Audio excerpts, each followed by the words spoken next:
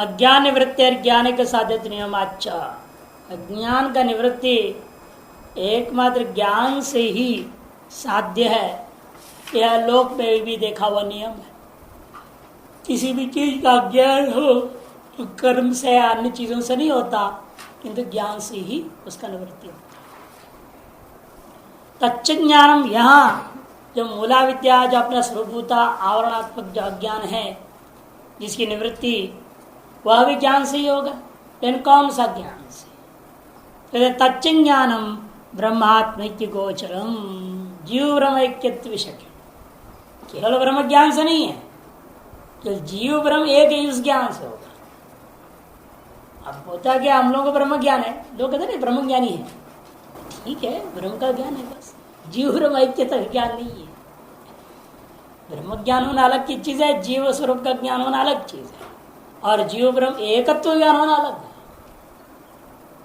वो ऐक्यानुभूति लगभग किसी किसी में ही हुआ करता है। इसलिए लोग कहते हैं परोक्ष ब्रह्म ज्ञान। तब क्या कह दिया जाता है? परोक्ष ब्रह्म ज्ञान, शास्त्र ज्ञान है। तो कैसे पता चला? जीव ब्रह्म ऐक्यत्व का ज्ञान से ही अज्ञान की निवृत्ति होती है। अभयम वही जनक प्राप्तोसी, अभयम वही जनक प्राप्तोसी, हे जनक तुम तो अभय को प्राप्त कर लियो। तदा आत्मान में अवेद अहम ब्रह्मास्मृति, क्यों तुम उस आत्मा को जान लिया कि मैं ही वह ब्रह्म हूं। तत्मस्य वाक्योत्थम ज्ञानम मोक्ष सुसाधनम, ये नारदीय वचन। तत्मस्य आदि वाक्य जिन्हें जो ज्ञान है वही मोक्ष का साधन है। तच्च ज्ञानम अपरोक्ष रूपम, और वह ज्ञान भी अपरोक्ष रूप ही है। किसी पुराण में नारद जी ने कहा होगा, ज्ञानम या नारद स्मृति की भी हो सकती है। परोक्षत्व अप्रोक्ष ब्रह्म निवर्तक तरपत्य है, क्योंकि वह ज्ञान अप्रोक्ष रूप मानना पड़ेगा, क्योंकि यदि परोक्ष है तो अप्रोक्ष ब्रह्म की निवृत्ति नहीं हो सकती। कोई भी परोक्ष ज्ञान अप्रोक्ष ब्रह्म का निवर्तन नहीं हो सकता। सामने में शुक्ति में रज दिखाई दिया है और किसी प्रकार की स्मृति आ जाए शुक्ति का, स्मृति हुई शुक्ति का, तो सामने दिखा इदम रजतम ज्ञान को बात नहीं कर सकते। स्मृत्यात्मक जो यम शुक्ति है वो परोक्ष है। या किसने कहा, अब आप वचन है तो आप सामने में शुक्ति देख लोगे तो रजत ज्ञान बात हो जाएगा। नहीं तो आप सोचा रहे तो ऐसे बोलते रहता है, कह दिया ऐसे नहीं, हम शक्ति शक्ति थोड़ी है, तो रजत है। कई बार होता है मित्र लोग बोलते हैं तो उसको मानते ही नहीं। वो परोक्ष ज्ञान है ना, शब्द जन्य ज्ञान है या स्मृति जन्य ज्ञान है, संस्कार जन्य स्मृति है, ये सब परोक्ष ज्ञान है। ये अपरोक्ष भ्रम का निवर्तक नहीं होगा। जब तक शुक्ति का अपरोक्ष ज्ञान नहीं होगा यानी किन प्रकार तब तक अपरोक्ष जो भ्रम है इदम रजतम वो बाधित नहीं होता। ठीक उसी प्रकार यहाँ पर भी जब तक अपरोक्षानुभूति नहीं होगी जीव ब्रह्म ऐक्यत्व का, तब तक जितना भी कोई कहते रहे, जितना भी हम सुनेंगे, जितना भी हम पढ़ लेंगे, तो भी वह अपरोक्ष भ्रम, जीव ब्रह्म भिन्न है, वो भंग नहीं होता। तच्च अपरोक्ष ज्ञानम तत्मस्यादि वाक्यात इति केचित्। कुछ लोगों का कहना है वह अपरोक्ष ज्ञान तत्मस्यादि वाक्य से सीधे उत्पन्न हो जाता है। अभी आपने देखा नारद जी का वचन ही था, है ना, तत्मस्यादि वाक्योत्थम कह दिया था। दूसरे लोगों का कहना है कि मननादि, मनन निध्यासन संस्कृत अंतःकरणादेव इत्यापरे, मनन और निध्यासन से संस्कारित जो अंतःकरण है, वो अंतःकरण से ही अपरोक्ष ज्ञान होता है। मन सही वन द्रष्टव्यम इत्याश्रुति के आधार पर बोलते हैं। दोनों के पास अपना अपना प्रमाण है। तत्मस्यादि वाक्य से हो जाते सीधे बोल रहे हैं, वो भी ठीक है, दशमस्तमसी दृष्टांत है उनके पास। आचार्य जो आप्त वक्ता ने बोला दशमस्तमसी, उसे अपरोक्षानुभूति हुई ना, दशमोहम, इसे वाक्य से भी अपरोक्षानुभूति हो सकती है, यशुद्ध अंतःकरण से भी अपरोक्षानुभूति हो सकती है, और दोनों के लिए प्रमाण मिल रहे हैं। अंतःकरण शुद्ध कब होगा? श्रुति वाक्यों से तो होगा। अभी जवाब देंगे उसका, सब आएगा। अंतकरण का शुद्ध अंतकरण कौन सा शुद्ध अंतकरण? वैसे साफ कहाँ से होगा? बिना तत्मा से आदि वाक्य ज्ञान का अंतकरण शुद्ध हो ही नहीं सकता। ना ना, चाहे जितना भी उपासना है, पहले भी परसों भी कहा था मैंने, उपासना से भी क्या होता है, उपास्य उपासक भेद बना रह जाता है। अनन्याश्चिंतयन्तो माम, इसलिए भगवान कहते हैं अनन्य भाव से चिंतन करो मेरे को, कि उपासना में क्या होता है, भेद रहता है। भगवान कहते नहीं, भेद को त्याग किया ऐसी निर्गुण उपासना। और निर्गुण उपासना है क्या? ये तो उपनिषद ज्ञानी तो है, उसका निर्गुण उपासना आप कहिए, और हम मनन कहते हैं, शब्दावली तो अंतर हुआ। देखिए कहते, भाष्य समझाएंगे अभी दोनों पक्ष को। तत्र पूर्वाचार्य नाम अयम आशय, जैसे पूर्व आचार्यों का यह आशय है। क्या आशय उनका? संविद्यापरोक्षम न कर्ण विशेषोत्पत्ति निबंधनम किंतु प्रमेय विशेष निबंधनम इति उपपादितम। संविद मान ज्ञान की अपरोक्षता, ब्रह्म जीव ब्रह्म ऐक्य ज्ञान का अपरोक्षता, कर्ण विशेष की उत्पत्ति निबंधन नहीं है। कर्ण विशेष पूर्वक, कर्ण विशेष में शुद्ध अंतःकरण तन पर ही उत्पत्ति होता है, तजन्य है, या संविद का अपरोक्ष ऐसा नहीं है। किंतु प्रमेय विशेष निबंधनम, प्रमेय कौन है? तत्व क्या था, रूपा प्रमेय का ही जन्य है इति उपपादितम। तथा जब ब्रह्मण प्रमात्र जीव अभिन्नतया, प्रमेय कौन है? ब्रह्म, अपने प्रमाता जो आप अपने जीव है, इनके अभिन्नतया तद गोचरम शब्दजन्यम ज्ञान उपरी अप्रोक्षम, उससे जन्य जो तद विषय का जो शब्दजन्य ज्ञान है, तत्वस्यादि वाक्यजन्य जो ज्ञान है, वह भी अप्रोक्ष कर देता है। अतएव प्रतर्दनाधिकरणे प्रतर्दनम प्रति प्राणोस्मि प्रज्ञात महतम माम आयु अमृत उपास्वीति इंद्र प्रोक्त वाक्य प्राण शब्द से ब्रह्मपरत्व सती माम उपास्वीति अस्मत् शब्द अनुपत्ति आशंक्य तदुत्तरत्वेन प्रवृत्ते शास्त्र दृष्टिया उपदेश वामदेव दत्त इत्यत्र सूत्रे शास्त्रीया दृष्टि शास्त्रष्टि तत्वस्यादि वाक्यजन्यम अहम ब्रह्म इति ज्ञानम शास्त्रष्टि शब्देन उक्तम। अतएव इसलिए ब्रह्म सूत्र का 3 अधिकरण यहाँ लाएंगे, अभी 3 सूत्र लाएंगे प्रतर्दनाधिकरण का। प्रतर्दनाधिकरण प्रतर्दनम प्रति, वहां कथा ऐसी है, आख्याय का है, कौशिक की ब्राह्मण उपनिषद है यहाँ विषय। कौशिक की ब्राह्मण उपनिषद एक उपनिषद है, उस उपनिषद में प्रतर्दनो ह वै देवोदासी इंद्रस्य प्रियम धाम उपजगाम। प्रतर्दनो ह वै दैवोदासी, प्रतर्दन नाम का था कोई, देवताओं का परमदास था। एक बार वह इंद्र के पास पहुंचा, इंद्र का प्रिय धाम में पहुंचा। कैसे पहुंचा? युद्धेन च पौरुषेण च, युद्ध ऐसा किया जिसके वजह से उसकी पुण्य इतनी हुई, उस पुण्य के बल से पहुंचा। और ऐसे ऐसे पुरुषार्थ किया जिसकी वजह से वो इंद्र के घर पहुंच गया। और वहां उससे विचार विमर्श किया, पूछताछ करी, इंद्र ने उपदेश दिया। इंद्र उपदेश देते सहवाचो, इंद्र ने जवाब में कहा प्राणो अस्मि, मैं प्राण हूं, प्रज्ञात्मा हूं मैं। ऐसे मेरे मुझको तुम अमृत भाव से उपासना करो। तम माम आयु अमृतमिति उपास, 2 गुण बताया, एक तो आयु और दूसरा अमृत। इस भाव से तो मेरी उपासना करो। यह विचार होता है कि भाई इस प्राण शब्द से फिर किसको लेना? वायु को खत्म कर रहा है, वायु को लिया जाए, या माम उपासक है, इंद्र बोल रहा है मेरी उपासना करो। इस माम शब्द से इंद्र को लेना है, जो इंद्र होगा वही प्राण है। प्राणो अहम अस्मि बोला और माम कह दिया, इसका मतलब प्राण शब्द से इंद्र लेना चाहिए। कि प्राण शब्द का अनेक अर्थ हो जाएगा, यहाँ संभावना है, 4 अर्थ की संभावना पूर्व पक्ष किया। एक तो सुप्रसिद्ध प्राण रूपा वायु, सारी दुनिया जानती है प्राण। और दूसरा बोलने वाला इंद्र अपने आप का भेद कर रहा है, प्राणो अहम अस्मि, इसे प्राण शब्द से इंद्रिय लेना चाहिए। अथवा प्राण शब्द से जीवात्मा, जीव प्राण धारणे धातु ही है व्याकरण, से प्राण शब्द जीवात्मा ली जा सकती है। और तो चौथा पक्ष है प्राण शब्द से ब्रह्म को लिया जा सकता है। कि अमृतत्व और आगे जो वर्णन किया हुआ है, जो अमृतत्व, वो ब्रह्म के अलावा न जीव में, न इंद्र में, न वायु में हो सकता है, वो ब्रह्म में ही हो सकता है। से चारों का लिंग वहां मिल रहा है, तो चार में से कौन सा लेना है?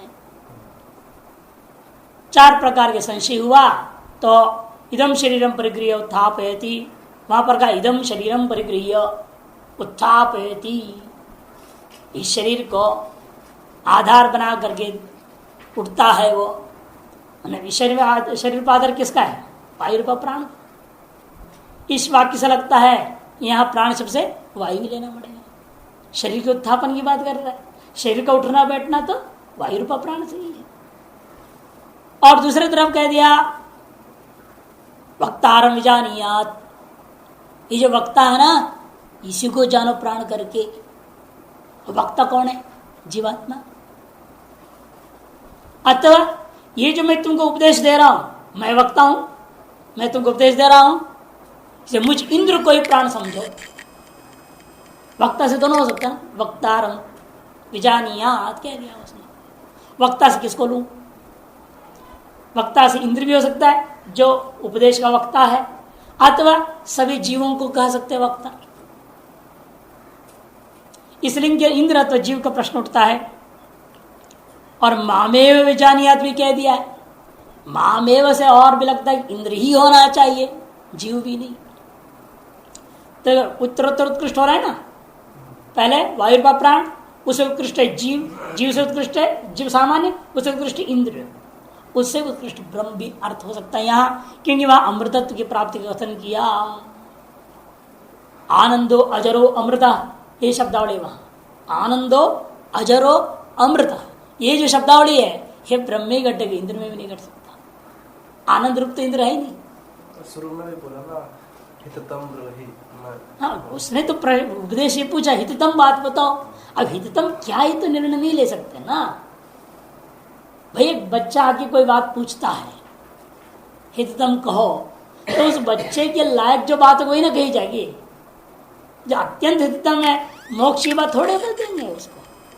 इसे अधिकारी के आधार पर निर्णय होगा उसके लिए हिततम क्या चीज है। हर व्यक्ति, हर प्रष्टा के लिए हिततम मोक्ष की ज्ञान नहीं है। लोग आते हैं गृहस्थी, बैठ जाते हैं, महाराज कुछ उपदेश करो। क्या उपदेश करेंगे? फिर पूछे भाई क्या बोलूं, तुम ही बताओ ना, मोक्ष कैसे होगा बता दो। सीधे ही पूछेंगे वो, दोबारा जन्म ना हो ऐसे उपदेश दे दो। क्या उपदेश दे? अब अधिकारी के अनुसार आप जिले के उपनिषद बोल दोगे। वहां पूछ रहा है एक सामान्य गृहस्थ आदमी जिसकी अभी दुनिया भर की वासना, संस्कार, अपेक्षाएं दुनिया भर का भरा पड़ा है, ऐसे व्यक्ति पूछ रहा है, उसको उपदेश ब्रह्म ज्ञान दिया जाएगा? उसके कारण जप करो तप करो, तेरे लायक ये हिततम है। उस समय उसके लिए वही हिततम है। इसलिए उसके प्रश्न के आधार पर हम निर्णय नहीं ले सकते यहाँ कौन। इसलिए लिंग क्या करें? वाक्यार्थ निर्णय तो हमारे 6 लिंग है ना, उपक्रम उपसंहार आदि, उसके आधार पर निर्णय लेना पड़ता है। अब उसमें चारों के लिए लिंग कुछ न कुछ मिल रहा है, ज्ञापक कोई ना कोई बात मिल रहा है, इसे चारों से कोई भी हो सकता है। तब वहां पर सूत्र बना दिया इन्होंने, प्राण से प्रज्ञातम माम आयुर अमृत उपास्व यदि इंद्र प्रोक्त वाक्य प्राण शब्द से ब्रह्म पर निश्चित है। प्राण शब्द को ब्रह्म पर निश्चय कर दिया। क्यों? वहां सूत्र बनाया प्राणस्तथा अनुगमात, प्राणस्तथा अनुगमात, एक सूत्र बनाया ब्रह्म सूत्र। प्राणस्तथा अनुगमात, प्राण भी वही समझो। तथा मैंने जिस पूर्वाधिकरण में आकाश को ब्रह्म निर्णय लिया, वैसे इस अधिकरण में प्राण को भी ब्रह्म करके समझ, निर्गुण ब्रह्म समझ। पहले आकाशस्थ लिंगात का है आकाशाधिकरण, उसके बाद प्राणाधिकरण। अब फिर उसके अगला अधिकरण में संशय वाले की निश्चित सती माम उपासमिति अस्मत् शब्द अनुपत्ति आशंक्य, लेकिन माम कह दिया ना उसने, अस्मत् शब्द का प्रयोग किया। माम उपासना, मेरी उपासना करो बोल रहे, मेरे को। जैसे भगवान भी कई बार कहते हैं मामेव मामेव, कहते हैं ना कई बार गीता में। अब लोग समझते हैं मां मतलब यही कृष्ण होगा जो अवतार लिया, यही होगा कृष्ण। सगुण साकार मायावी माखन चोर, इसी को समझते। लेकिन भगवान वहां पर पूरी गीता में 4 प्रकार का रोल अदा किए। एक तो उसका रिश्तेदारी है, रिश्तेदार अर्जुन के रिश्तेदार के रूप में बोल रहा है, मां मेरा भाई है। दूसरा गुरु बन के बोल रहा है, जो बोला शादी माम ताम प्रपन्नम, अच्छा तो शिष्य बन रहा है, तो मैं गुरु बन के तेरे को आदेश देता हूं। फिर गुरु बन के उपदेश दिए। उसके बाद सीधा ईश्वर भाव में स्थित होकर बोलने लगे। अब विराट स्वरूप को वर्णन करते हैं, ईश्वर भाव में स्थित हो गए। फिर 13वें अध्याय में आगे 15वां तक सब अपने आप को निर्गुण स्वरूप में बोलने लगे। तो निर्भर होता है ना कि व्यक्ति जो पूछने वाले का हालत के आधार पर हो, जैसे उपदेश देते गए उसके अंदर भी अंतर होते गए। अर्जुन को अधिकारित्व गए, उसको उपदेश देते गए। पहले का आप पुरुष परम प्रिय, आप पुरुष के रूप में बोल रहे हैं रिश्तेदार के, इसलिए देखना पड़ता है भगवान कृष्ण किस रूप से कहाँ बोल रहे हैं, क्या बोल रहे हैं, उसके आधार पर उस पंक्ति का अर्थ घटाना पड़ता है। कहीं माम बोल रहे हैं तो रिश्तेदारी के रूप में बोल रहे हो, कहीं गुरु के रूप में बोल रहे हैं, समझना पड़ेगा कहाँ की श्लोक है, कौन सी अध्याय का है, उसके आधार पर निर्णय होगा वाक्यार्थ का। सर्वत्र कृष्ण भगवान नहीं बोल रहे हैं, कहीं ईश्वर भाव में स्थित है, उस दृष्टि से बोलते हैं मुझको प्राप्त कर जाएंगे और पुनर्जन्म नहीं होगा। अरे ये कैसे हो गया, आपको प्राप्त करे सगुण को और पुनर्जन्म नहीं होगा, ऐसे कैसे होगा? तब कहना पड़ेगा नहीं, वहां पर मुझको पुनर्जन्म नहीं होता जहां से बोल रहे, इसका मतलब और निर्गुण भाव में बोल रहे, माम कर्त निर्गुण ब्रह्म है। तो फल क्या बोल रहा है उसको देख के निर्णय लेना पड़ता है, या फिर सापेक्ष अमृत तो बोलना पड़ेगा। नाते वर्तते बोल रहे हैं तो वह समझना पड़ेगा या तो सापेक्ष है। इसे वो निर्णय इसके आधार पर होता है जहां प्राणस्थ तथा अनुगमा, प्राण शब्द वाच्य ब्रह्म ही है, ये निर्णय दे दिया। क्यों? मुख्य आनंद अजर अमृत उपक्रम में भी है, आनंद अजर अमृत उपसंहार में भी है। इसे इंद्र शब्द में का भी व्याख्या, इंद्र संदम इदंद्र संदम इंद्रो, ब्रह्म का नाम है इदंद्र, इदंतया दृष्टम इदंद्र। पहले इंद्र ने जो है किन ऊपर से क्या आया, देखा हिमवती मायाम उमाम, एक स्त्री के रूप में देखा, इदम दृष्टिया देखा, इदम में यक्ष रूप में पहले देखे सब ही, क्या चीज चमक गया, क्या आ गया सामने, और वायु गया, अग्नि गया, सब गया ना, हार गए सब, एक घास को जला नहीं सके, उड़ा नहीं सके। इंद्र भी गया तो इदम दृष्टिया उसने देखा, इसलिए उसको इदंद्र परमात्मा के एक नाम हो गया। इदंद्रम संतम इंद्र इत्याचक्षते, उसी को इंद्र शब्द से, इंद्र शब्द इसलिए ब्रह्म भी होता है, और राजा इंद्र ही नहीं है। इसे यहाँ प्रतर्दन जो गया इंद्र के पास गया का मतलब वहां पर अपने स्वरूप की ओर चला, अपनी बहिर्मुखता को त्याग करके एकाग्र समाधिस्थ होकर के अपने स्वरूप में पहुंच गया। स्वरूप में पहुंच करके पूछा का मतलब क्या, चिंतन किया श्रुतियों के आधार पर कि हिततम जीव का हिततम स्वरूप क्या होगा। इस तरह सारा घटाना पड़ता है पूरी व्याख्या, पूरी कथा का, कि वह सारा चीज ब्रह्म परक की लेना पड़ता है। इसी बात को एक और सूत्र से समझा बाबा प्रत्युत्तरत्व ना, जब शंका हुई मान शब्द इंद्र देवता लेनी पड़ेगी, अस्मत् शब्द का प्रयोग हुआ है, उसकी अनुपत्ति की वजह से इंद्र देवता लेना पड़ जाएगा इत्याशंक्य, तो उत्तरत्व प्रवृत्ते, उसके जवाब प्रवृत्त ब्रह्म सूत्र शास्त्र दृष्टियात उपदेशो वामदेववत्। जिस वामदेव ऋषि ने कह दिया अहम मनुरभवम, मैं ये मनु हो गया, मैं चंद्रमा हो गया, सूर्य हो गया, मैं क्या गया तो जीव जो घर में बैठा हुआ बच्चा, ऐसा लेंगे। वामदेव जो गर्भस्थ बच्चा है वो थोड़ी मनु हो गया, वहां तात्पर्य उसका ब्रह्म स्वरूप से कथन करना है। मैं जो सच्चिदानंद ब्रह्म स्वरूप हूं, मेरा ही विवर्थ रूप है सारा ब्रह्म, वो अपने ब्रह्म दृष्टिया कह रहे हैं ना, वो ब्रह्म दृष्टि कहां से मिली है, शास्त्र से। इसलिए शास्त्र दृष्टिया उपदेशो वामदेववत् सूत्र बना है ब्रह्म सूत्र में। इस सूत्र में शास्त्रीय दृष्टि रीति शास्त्र दृष्टि ही कर दिया। शास्त्रीय दृष्टि रीति शास्त्र दृष्टि इति तत्त्वमस्यादि वाक्यजन्यम, तत्त्वमस्यादि वाक्यजन्य जो अहम ब्रह्म ज्ञान वो शास्त्र दृष्टि शब्द है ना उत्तम, इसको शास्त्र दृष्टि शब्द से कहा गया है। इसे वाक्यजन्य ज्ञान से ही मोक्ष होता है, सिद्ध हो गया बिना कोई कारण की अपेक्षा का। पहला पक्ष, पहला पक्ष है विवरणाचार्य का पक्ष, और कर्ण वर्ण कोई चीज की अपेक्षा नहीं है। बाद में आते वाचस्पति मिश्रों के इंद्रिय से मन से ही उपलब्धव्यम आदि को ले लेंगे, वो मन से द्रष्टव्यम।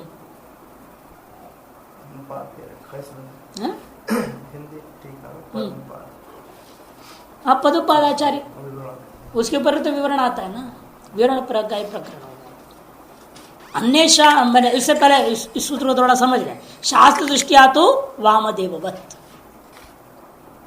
मूल में आया था ना, वो शास्त्र में से क्या लेना, शास्त्र शब्द से तत्त्वमस्यादि वाक्य, तज्जन्य जो अहम ब्रह्म इस ज्ञान का नाम दृष्टि,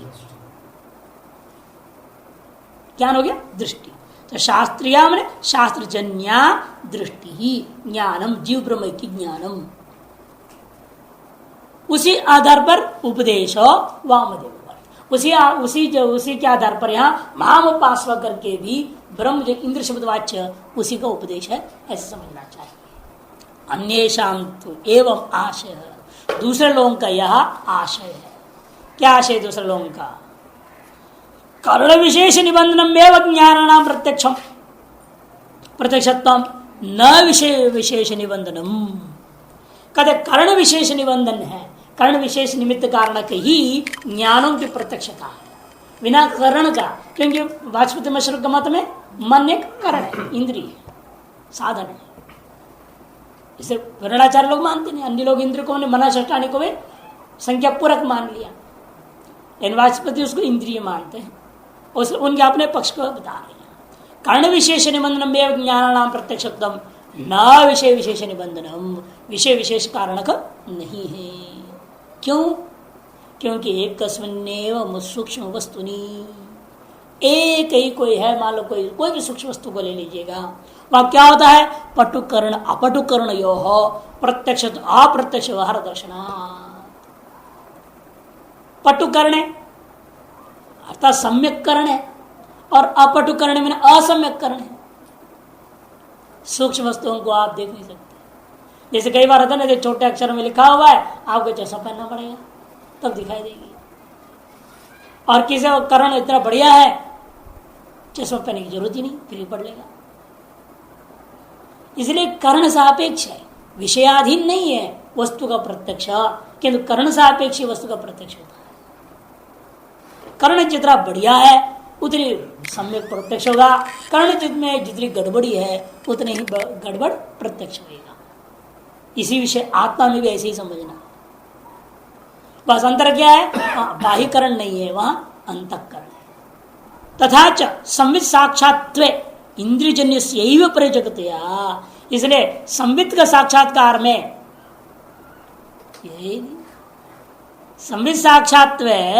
संवित का साक्षात्कार में कहते हैं, संवित मैंने ज्ञान, ज्ञान का प्रत्यक्ष में, संवित साक्षात मैंने ज्ञान प्रत्यक्षत्व इंद्रिय जन्यत्व से ही प्रयोग दिया। इंद्रिय जन्यत्व के सामान्य कारण मानना उचित होता है, न शब्द जन्य ज्ञान से अप्रोक्षत्व, इस शब्द ज्ञान ज्ञान के द्वारा अप्रोक्षत्व नहीं होगा।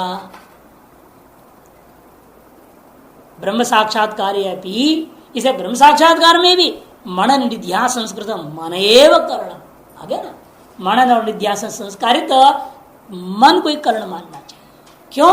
मनसैव अनुदृष्ट इत्यादि श्रुति है, श्रुति भी कहती मनसैव अनुदृष्ट।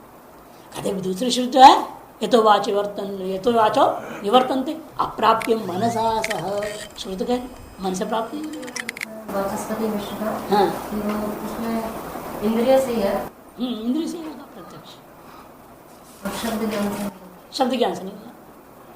पहला पक्ष था ना कि दशमस्तमसी के जैसे शब्द ज्ञान से भी हमें तो तमसी आदि शब्द हुआ, वो उसका चिंतन हुआ, चिंतन शब्द ज्ञान से प्रत्यक्ष हो जाएगा आत्मा जीव ब्रह्म का। एक पक्ष तो ये है, ये तो ऐसी गलत बात नहीं नहीं, इनके लिए तो प्रमाण मिल रहा है ना। अब मन से मन द्रष्टव्य बोल दिया श्रुति ने, मन के द्वारा ही उसको अनुभव किया जा सकता है। अब श्रुति को काट देंगे, इन्होंने ऐसी बात कैसे लिखी वाचस्पति ने? वही बोल रहा ना, ये श्रुति के आधार पर बोल रहे हैं। आगे श्रुति दिया देखो, मन सही व द्रष्टव्य इत्य श्रुते है। श्रुति कह रही मन के द्वारा ही उस जीव ब्रह्म ऐक्यत्व का अनुभव करना चाहिए। अब वाचस्पति मिश्र सही है कि वो सही है? श्रुति कह रही है ना। अब श्रुति हम लोग ये कह सकते हैं भाई वो ठीक है, क्यों? यथो वाचो निवर्तन्ते अप्राप्य मनसा सह, ये चैत्र परिषद श्रुति है, कहती है कि वाणी मन का विषय वो ब्रह्म नहीं है। तब वाचस्पति मिश्र कहते हैं वो श्रुति किस कोश में कहा गया है? आनंदमय कोश में कहा गया, मनोमय कोश की बात कह रहा है। इस मतलब वहां पर अभी मलिन मन की बात चर्चा हो रही है। अतः यथो वाचो निवर्तन्ते अप्राप्य इसका मतलब क्या? मलिन मन और मल्य युक्त वाणी, अतः स्वार्थ युक्त वाणी और वासना से युक्त मन, इसके द्वारा देखा नहीं जा सकता। ये अर्थ करो उसका। शब्द ज्ञान को फिर क्यों काट दिया? हाँ, शब्द ज्ञान फिर मन को सहयोग देगा। शब्द ज्ञान से मन ही शुद्ध हो रहा है, और कौन शुद्ध होगा? किससे शुद्ध होगा मन? शब्द ज्ञान से। अतः शब्द ज्ञान से सीधा जीव ब्रह्म ऐक्यत्व अनुभूति नहीं होगी। शब्द ज्ञान क्या करेगा? अंतःकरण को शुद्ध करेगा, और तारस अंतःकरण में ब्रह्माकार अखंडाकार वृत्ति होगी, जो हम लोग दर्पण का दृष्टांत देते हैं, उस दृष्टांत से जो है वो स्वरूप अनुभूति हो जाएगी।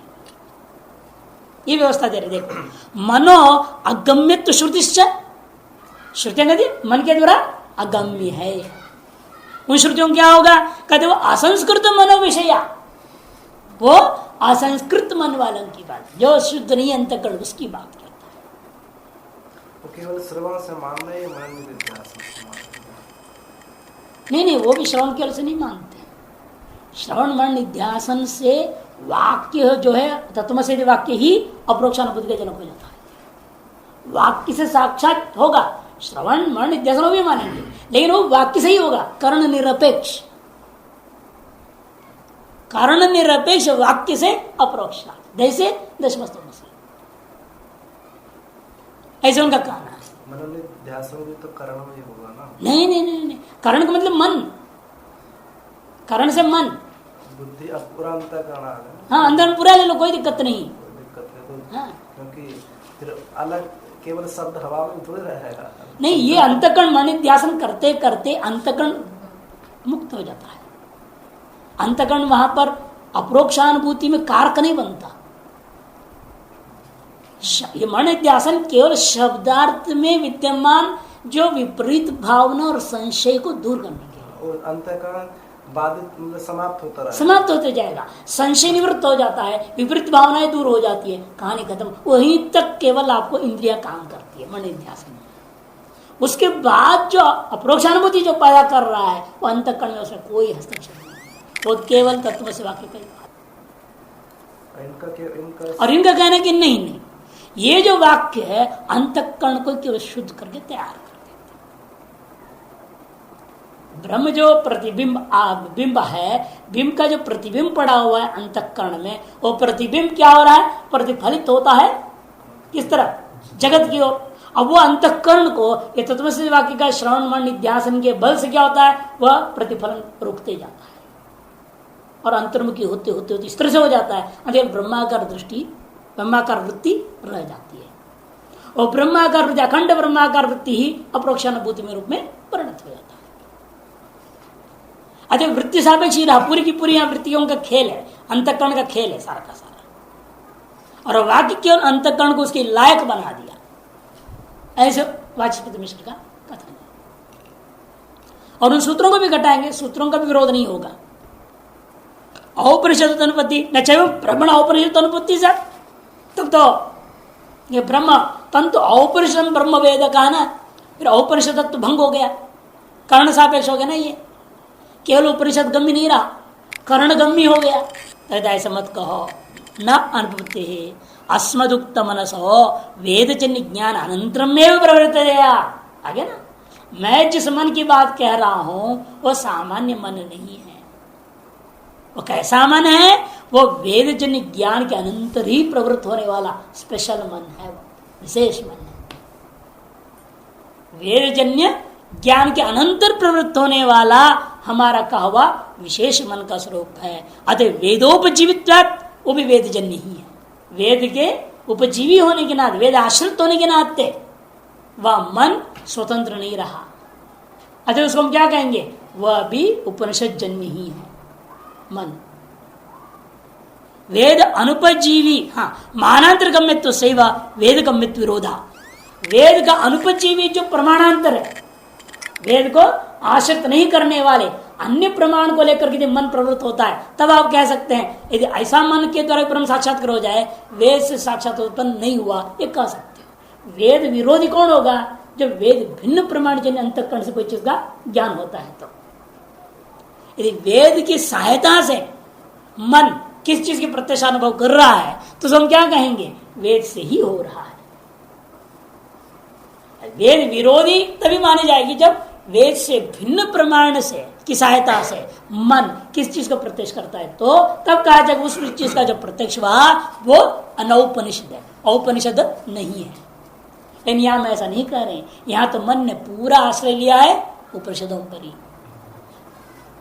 उपनिषदों पर आश्रित करके श्रवण मनन निध्यासन करता हुआ ही अंतःकरण जीव ब्रह्म ऐक्यत्व का अनुभव किया है। अतएव तंतु औपनिषद पुरुषम वेदा के साथ कोई विरोध नहीं होता।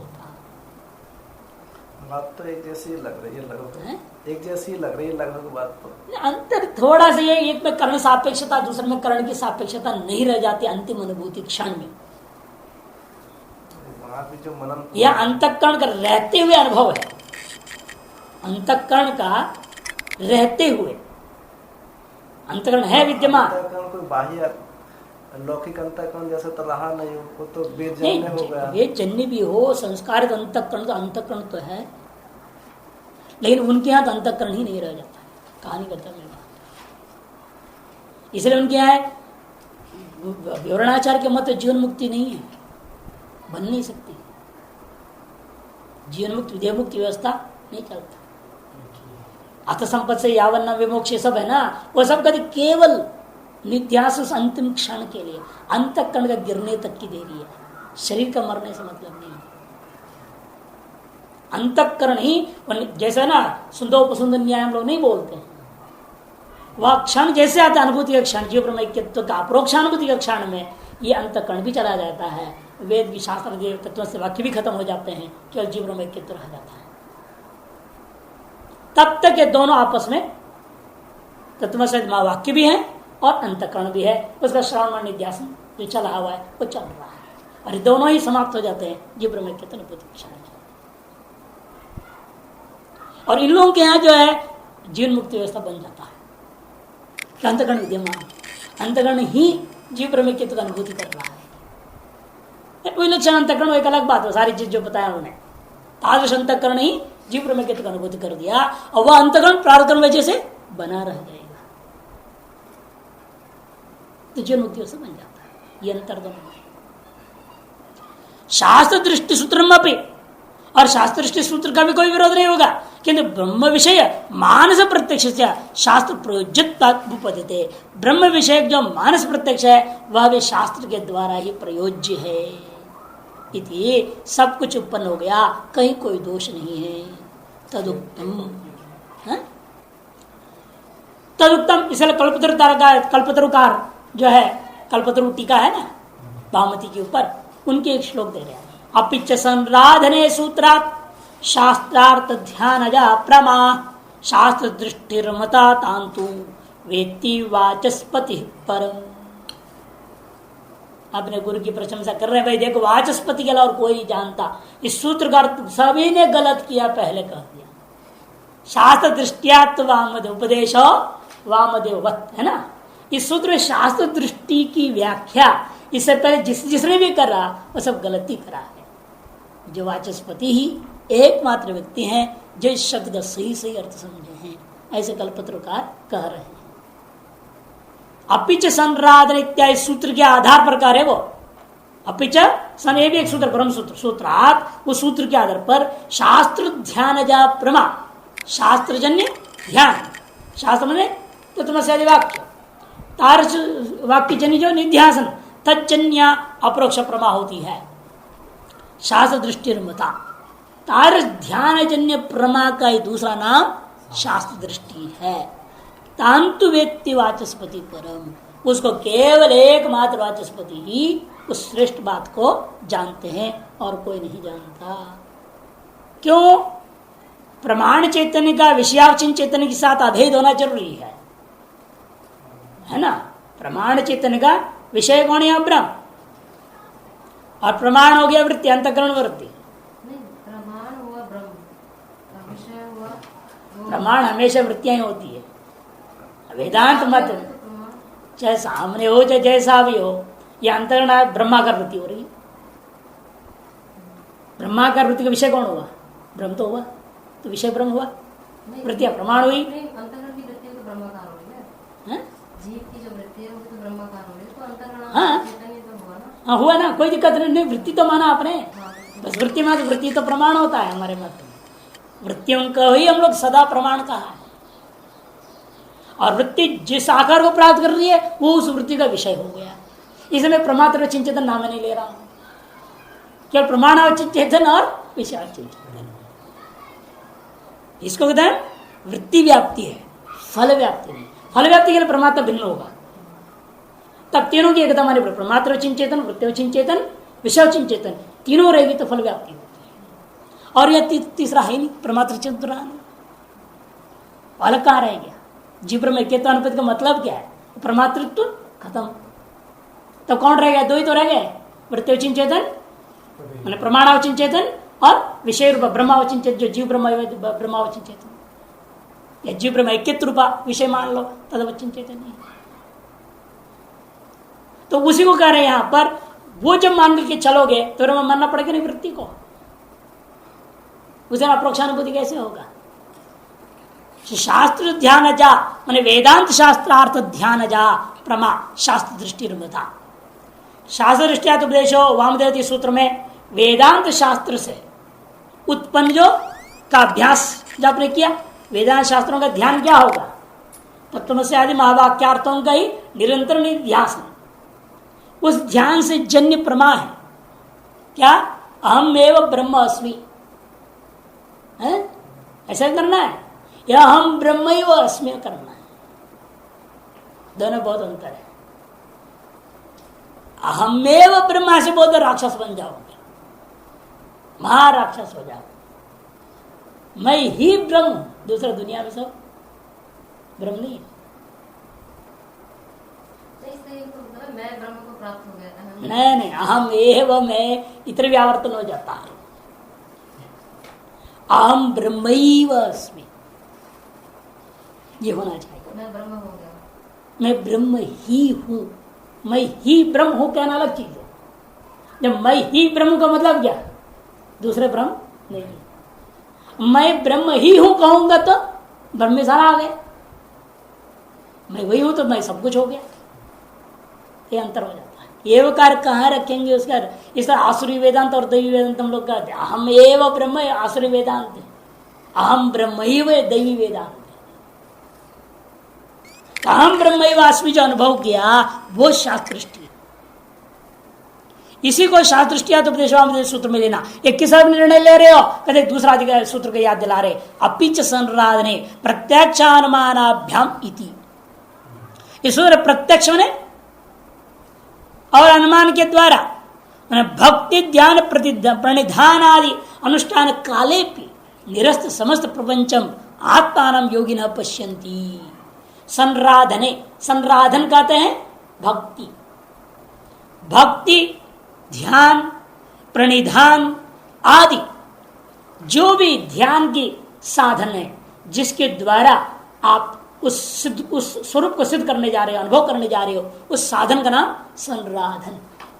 राध साध संसिद्धो धातु ही है, राध संसिद्धो धातु है संराधने। वहां लिया भाष्यकार ने भक्ति ध्यान प्रणिधान माने ईश्वरार्पण, ईश्वर प्रणिधान आदि कोई भी चीज लो, अनुष्ठान काले भी निरस्त समस्त प्रपंचम आत्मानम, निरस्त जो समस्त प्रपंच रूपा भेद ऐसे कोई योगी न पश्यंती प्रत्यक्ष अनुमानाभ्याम। लेकिन संराधन का साधन क्या होगा? प्रत्यक्ष अनुमानाभ्याम। प्रत्यक्ष मने श्रुति, अनुमान मने स्मृति, श्रुति स्मृतिभ्याम एव वृत्ति बनाना। ये वहां सूत्र व्यवस्था दिया भाष्यकार ने। अवसर क्या वहां श्रुति दे रहे? ज्ञान प्रसादेन विशुद्ध सत्व ततस्तु तम पश्यति निष्कलम ध्यायमानः। ज्ञान प्रसादेन क्या हुआ? विशुद्ध सत्व। अंतगुण की अपेक्षा करो, श्रुति है। ततस्तु तम पश्यति निष्कलम, ततस्तु तम निष्कलम ध्यायमानः पश्यति। श्रुति कहती है ध्यान कर दो, निध्यासन करता हुआ। और ज्ञान प्रसाद है, लेकिन साधारण ध्यान नहीं, उपनिषद ज्ञान को लेकर के। यम विनिद्रा जितश्वासास संतुष्टा संजितेन्द्रिया ज्योति पश्यन्ति युञ्जानास तस्मै योगात्मने नमः। स्मृति विनिद्रा जितश्वासा संतुष्टा संजितेन्द्रिया, ऐसे विशेषण दिया। देखो, निद्रा को जीत लिया है, निद्रा को जीत लिया। तो क्लास में सो जाते तो निद्रा का जीता है। निद्रा को जीतना सबसे पहला काम मोक्ष के लिए। जितश्वासा, और निद्रा को जीतने का मतलब भी समझना पड़ता है। निद्रा को जीतने का मतलब क्या है? निद्रा का अभाव नहीं है। इस तरह से आपको निद्रा में जाना है। शरीर को तो सोने, आप चाहो ना चाहो सोएगा ही, वो तो मन या सोएंगे। तो इस तरह से अभ्यास करते उसको सोने में छोड़ देना है इंद्रियों को, ताकि उस समय में भी वो जीव ब्रह्म की चिंतन करते रहे, श्रुति चिंतन करते सोते। आप कई बार देखे होंगे, जिस चीज को सोचते हो आप सो जाते हो, जब जगोगे ना दिमाग में वही टेप चलते रहता है। और विशेष रूप में जब कोई टेंशन हो गया और राग द्वेष हो, लड़ाई झगड़ा हो, कुछ ऐसी बात हो गया हो, आओ उसको लेकर के दिमाग गर्म होकर के सो जाइए, और जगने पर देखिए वही गर्माहट रहता है, वही सब याद आते हैं। उठते रहते मारो उसको दो मक्का, ऐसे दिमाग में आते हैं। कहाँ से आए? रात भर वही चला है अंदर ही अंदर, और आप सो भी गए। तो इसीलिए अंतःकरण की अवस्थाएं हैं, तो उस अवस्था में पहुंचाना, इस स्थूल अवस्था को सोने दिया जाए, उस सूक्ष्म अवस्था में जागरूक रहना, इसको योग निद्रा में अभ्यास कराते हैं। योग निद्रा इसी को अभ्यास कराया जाता है। मन सजग है, अंतर्मन, और बहिर्मन स्थूल व्यवहार करने वाला है, ये सो जाता है। तो सूक्ष्म मन भी कहते हैं, अंतर्मन भी कहते हैं। लिटिल माइंड और मास्टर माइंड करके वैज्ञानिक लोगों ने वर्णन किया है। वो मास्टर माइंड होता है, जगह रहता है उसमें भी, तभी तो मच्छर काटने से हाथ ठीक जगह पहुंच जाती है। रात्रि में जगह रहते हो क्या? जग कर देखते हो कहां मच्छर बैठा है, तब मारोगे। बिना जगह कौन काम किया? एक सूक्ष्म नाड़ी संप्रणाली भी है हमारे अंदर। इसको अंग्रेजी में एक तो नर्वस सिस्टम है, नाड़ी संस्थान है हमारी, और एक सूक्ष्म नाड़ी संस्थान है, उसका पैरासिम्पैथेटिक नर्वस सिस्टम कहते हैं अंग्रेजी लोग, वैज्ञानिक लोग। वो जागरूक रहता है सोते वक्त में, वही मच्छर आदि को मार देता है, भगाता है। वो जागरूक जो रहता है, उसको चलाने वाला भी कोई मन होगा सूक्ष्म। जो स्थूल शरीर, स्थूल इंद्रियों संबद्ध होने वाला एक स्थूल मन है, एक ऐसा सूक्ष्म मन है जो सूक्ष्म प्रणाली को रात रात सोते वक्त में संचालन कर देता है। वो सूक्ष्म मन यदि वेदांत शास्त्र को लेकर जगा रह जाए, उसको तो जितो निद्रा, वो योगी है। उसके लिए क्या कहते हैं? आपको लेटा करके शवासन में नींद में जाने देते हैं योग निद्रा में। अरे लेकिन ऊपर से शुरू से ही बोल दिया जाता है, भाई संकल्प करो कि मैं सोऊंगा नहीं, मैं योग निद्रा का अभ्यास करूंगा। ऐसे जो बार बार कहते हैं और बीच में बोलते रहते हैं, मैं सोऊंगा नहीं, ये बार बार बोल, ताकि वो जो सूक्ष्म मन है उसकी दिमाग में घुसे, उसमें संकल्प बैठेगा कि मैं सोऊंगा नहीं। और उसका स्वभाव ही ना सोने का, इसे और दृढ़ हो जाता है, मुझे सुनते हुए रहना है। इसे जब जब ये बोलते हैं मैं सोऊंगा नहीं, तो साथ साथ जोड़ते गुरु जी कहते मैं आपके आदेश का पालन करते जाऊंगा, मैं सुनते जाऊंगा।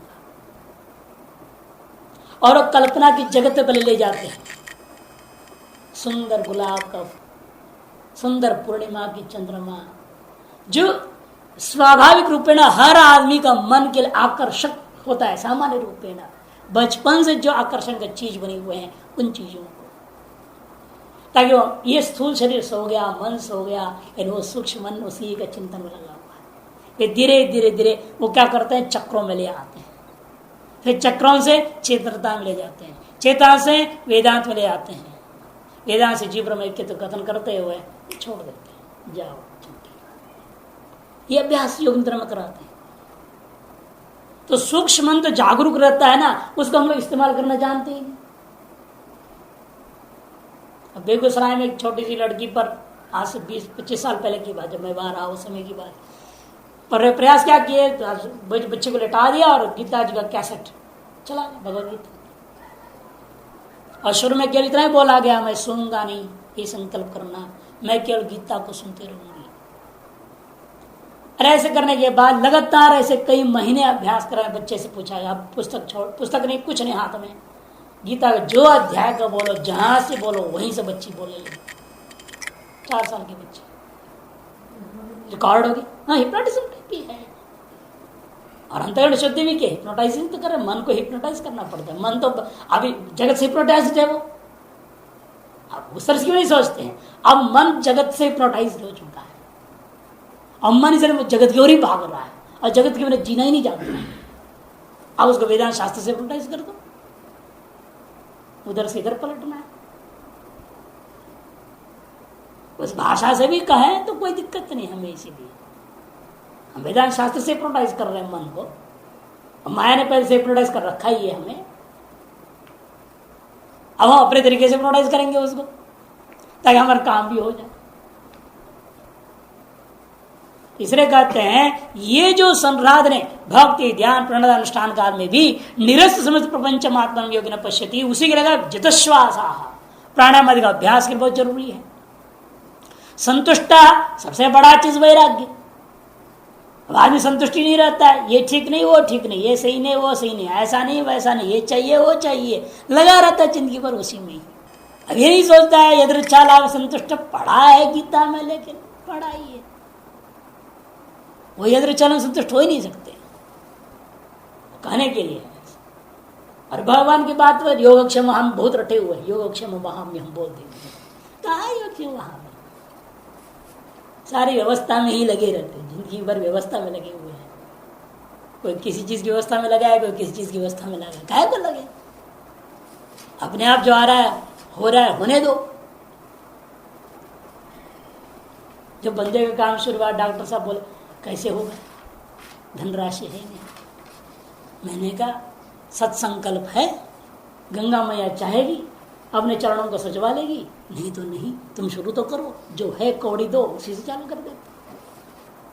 इस तरह का मेटेरियल सप्लाई नहीं कर, विद मेटेरियल करो, उसका ऑर्डर दी, तुम मेटेरियल डालते रहना, आएगा देते जाएंगे तेरे को कौड़ी, जैसे जैसे तेरे को देते जाएंगे। काम हो रहा है बिना बैंक बैलेंस के, चल रहा है कि नहीं चल रहा, आ रहा है कहीं से टपक जाता है, 20-25 हजार डालते बैंक, फिर निकालते हुए दे देते, चल रहा है। आज तक लगभग 0 तक आ जाता है अकाउंट, फिर एकदम बढ़ जाता है, फिर 0 पे आता है, चक्कर चल रहा है। वो अपने को किसी बोलना नहीं, किसी लेना नहीं, मांगना नहीं, चल रहा है। कहने में करने में बड़ा कठिन होता है, सुने सभी हैं, पालन कितने करते हैं, लेकिन अपेक्षाएं जब तक त्यागेंगे नहीं, संतुष्ट इसलिए कहते हैं, वो संतुष्ट सब बहुत जरूरी है। संतोषात अनुत्तम सुख लाभ, योग सूत्र में कहा, संतोष शौच संतोष तपस्वाध्याय ईश्वर प्रणिधान नियम, योग सूत्र में संतोष पर बहुत जोर दिया गया। 5-25-50 भाई वेदांत केसरी कार गाते हैं ना, एक संतोष बिना, ये शब्दावली।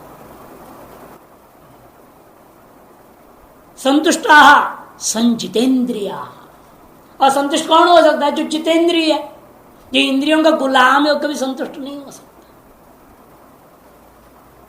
इंद्रियों का गुलाम कभी संतुष्ट नहीं हो सकता। इंद्रियां चाहेंगे उसका भी जवाब आएगा, संतुष्ट कैसे होगा?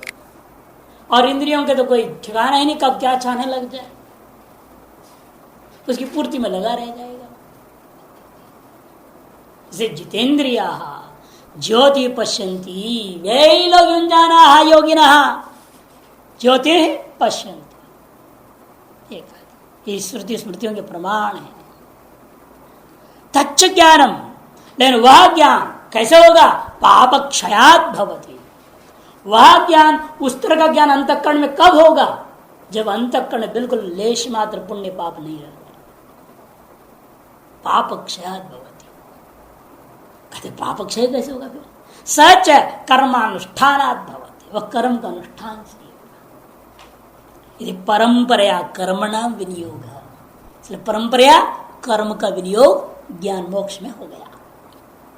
साक्षात कर्म से मोक्ष नहीं हो सकता, परंपरा कर्म भी उपयोगी है मोक्ष में। नहीं कर्मणा मरारंभात निष्कर्म मोक्ष है। हाँ, ऐसा वाचस्पति। अतएव तमेतम वेदानुवचनेन ब्राह्मणा विदिशन्ति यज्ञेन दानेन तपसा अनाशकेन इत्यादि श्रुति ही। श्रुति भी इसलिए कहती है तमेव वेदानुवचनेन, तम एतम वेदानुवचनेन ब्राह्मण, वह यह जो ब्रह्म है उसको ब्राह्मण लोग जो वेदानुवचनेन, वे जो तत्त्वमस्यादि वेद है, इन वाक्यों से ही उसे जान पाते हैं। केवल वाक्य से नहीं जान पाते हैं, लेकिन उस वचन के द्वारा जानना चाहते विविदिशन्ति। कैसे? यज्ञेन दानेन तपसा नाचकेन, यज्ञ दान तप और व्रतों से जानना चाहते हैं। अनाशकेन, व्रत भी बहुत काम करता है। लौकिक इच्छाओं को त्याग करके व्रत करनी चाहिए। मुख्य ना, व्रत क्यों कर रहे हैं आप? व्रत करते हैं लोग किस लिए? कहते हैं कि भाई हमारा खूब धन दौलत हो जाए, इसलिए व्रत कर रहे हैं। अधिकतर लोग धन दौलत के लिए व्रत करते हैं। और कई हैं लड़कियां, शादी नहीं हो रही है, चलो भाई व्रत करो, सोमवार को व्रत करो, ये व्रत करो, वो व्रत करो, ताकि जल्दी शादी हो जाए, उसके लिए करते हैं व्रत आदि। कोई संतान के लिए करते हैं, कोई पति का आयु के लिए कर रही, अनेक कारणों से करते हैं, सब लौकिक है। जैसे गुरुजी जब योग निद्रा में संकल्प की चर्चा करते बहुत जबरदस्त बोलते हैं। आप कभी सुना नहीं होगा योग निद्रा कैसे, सुनिएगा, सुनाता हूं कभी। बहुत गजब बोलते हैं। वो कहते हैं कि हर चीज के लिए एक शुद्ध संकल्प, ये शब्द मारता है खोपड़ी पे, हैमर ऐसे लगता है जब बोलते हैं।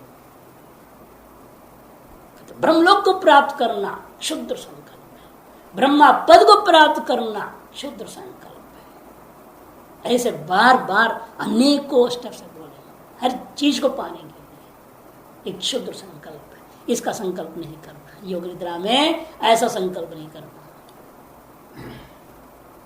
क्या संकल्प करना है? तब कहते हैं मैं उस ब्रह्मांड का कारणभूत ब्रह्म का अनुभव करना चाहता हूं, ये संकल्प। मैं स्वरूपभूत ब्रह्म का अनुभव करना चाहता हूं, ये संकल्प होना चाहिए। सारा जगत का कारण, जगत का अधिष्ठान, जगत का देखनहार, जगत का नियंता, उस ब्रह्म का अनुभव करता हूं। ऐसे वो योग निद्रा में दिमाग में घुसाते बात, जो समझे ना उनको समझ में आती कि कितनी जबरदस्त बात है। तो सब कुछ निर्भर है, यज्ञ दान तप अनाशक, इसका पीछे संकल्प तुम्हारा क्या है? संकल्प ही मुख्य है। लोगों ने बड़े बड़े तपस्या किया, रावण ने कम तपस्या किया, लेकिन संकल्प क्या था? संकल्प क्या था? तो दुनिया को मैं अपनी मुट्ठी में बांध दूं, तीनों लोगों का मैं मालिक हो जाऊं, ये संकल्प। उसके लिए कैसे अखंड भक्ति करी उसने, खोपड़ियों को काट के फेंक दे शिव जी के चरणों में, कौन कर सकता है? केवल त्रिलोक विजय करने के लिए। इसलिए भक्ति लोग करते हैं, तपस्या करते हैं, लेकिन सब उसके पीछे शुद्ध संकल्प होता है। इसे कहते हैं कि नहीं, आप जब करेंगे संकल्प पर ध्यान दीजिए, तभी किस लिए करते ब्राह्मण, एतम तम एतम वेदाचर ब्राह्मण विदिशन्ति, किस लिए कर रहे हैं, यज्ञदान संकल्प क्या होगा, मैं उस ब्रह्म को जानना चाहता हूं, इसी संकल्प से यज्ञदान पर ब्राह्मण विदिशन्ति, इसको जानना चाहते हैं, और उसको जानना चाहते हैं उसके लिए ही वो क्या कर रहे हैं, यज्ञ दान तपसा, अर्थात उनका संकल्प क्या हुआ, मैं ब्रह्मानुभूति करूं। इसी संकल्प से सभी होम, पूजा, पाठ, जप, तप, व्रत सब यज्ञेन दान तपसा नाशिकिन इत्यश्रुति। कषाय कर्म ही पक्वे ततो ज्ञानम प्रवर्तते इत्यादि स्मृतिश्च संगच्छते। कर्म भी, कर्म के द्वारा कषाय पक्वे, कषाय जो आपका मल है वह नष्ट हो जाए, ततो ज्ञानम प्रवृत्ते, तब ज्ञान प्रवृत्त होता है। महायज्ञ ब्राह्मीयंग्रियते तनु ज्ञानम उत्पद्यते पुंसाम क्षयात् पापस्य कर्मणः, ये भी है वचन। महायज्ञ यज्ञ, महायज्ञ होते हैं और यज्ञ होते हैं, उसके द्वारा तनु ब्राह्मीयं क्रियते, इस शरीर को अर्थात सुख शरीर को ब्रह्मानुभूति के योग्य बना ले। ज्ञानम उत्पद्यते पुंसा, तभी ज्ञान उत्पन्न होता है मनुष्य का। कैसे, वो भी कहते वहां पर साथ जोड़ दिया है कि क्षयात् पाप से कर्म, पाप कर्मों का क्षय से ही इस पुरुष के अंदर एतार शरीर वाला, ब्राह्मी शरीर वाला होकर के ज्ञान उत्पन्न हो जाता है। अतः निष्कर्ष क्या निकला, नित्य नियमित कर्माणि मल अपकर्ष लक्षण पुरुष संस्कार द्वारा विविदिशा हेतवः इति आचार्य वाचस्पति मिश्राः व्याचक्षते। इसलिए आचार्य वाचस्पति मिश्र नियम क्या है, नित्य और नैमित्तिक जो कर्म है हमारे अंतःकरण के सकल मलों को हटाना रूपी कार्य करता हुआ इस पुरुष को संस्कारित करते हुए विदिशा का कारण बनता है। नहीं तो विदिशा होगी ही नहीं, जानने की इच्छा, ब्रह्म को जानने की इच्छा नहीं होगी। लोग आते वेदांत पढ़ने के लिए आते, ब्रह्म को अनुभव करने कोई नहीं आता। वेदांत पढ़ना अलग चीज है, ब्रह्मानुभूति के लिए आना अलग चीज होता है, दोनों बातें भिन्न। अब वेदांत पढ़ना क्यों कर रहे हैं, तो धर्म को प्रचार करना चाहते हैं। देखो सारा लक्ष्य गड़बड़ हो रहा है, संकल्प कहाँ जा रहा है, ब्रह्मानुभूति से तो बिल्कुल विमुख होते जा रहे हैं। और वेदांत सुन रहे हैं, ये संकल्प लक्ष्य सब उल्टे रास्ते का है, मोक्ष कहां से मिलना है वेदांत सुनने से। बहुत ही सब ध्यान देने वाली बातें होते हैं। वेदांत परिभाषाकार तो हर चीज उठाया है, इसलिए प्रयोजन परिच्छेद है, सारी श्रुति दे रहे हैं। आचार्य मिश्र क्या कहते हैं, वाचस्पति मिश्र, विविदिशा का भी कारण एक कर्म है। हमारा कर्म हम जिस संकल्प से कर रहे हैं, और कर्म कैसे कर रहे हैं, नित्य और नैमित्तिक कर्म का कर रहे हैं। सकाम तो करना ही नहीं है, सकाम कर्म तो करना ही नहीं है, नित्य और नैमित्तिक करना है। नैमित्तिक में भी प्रायश्चित कर्म जोड़ लेना। इसे तीन ही प्रकार का आदमी को करते रहना, नित्य कर्म, नैमित्तिक कर्म, प्रायश्चित कर्म। इसी के द्वारा व्यक्ति का अंतःकरण संस्कार मलापकर्षण द्वारा पुरुषांतकरण संस्कारित होता हुआ वह विविदिशा का कारण बन जाता है।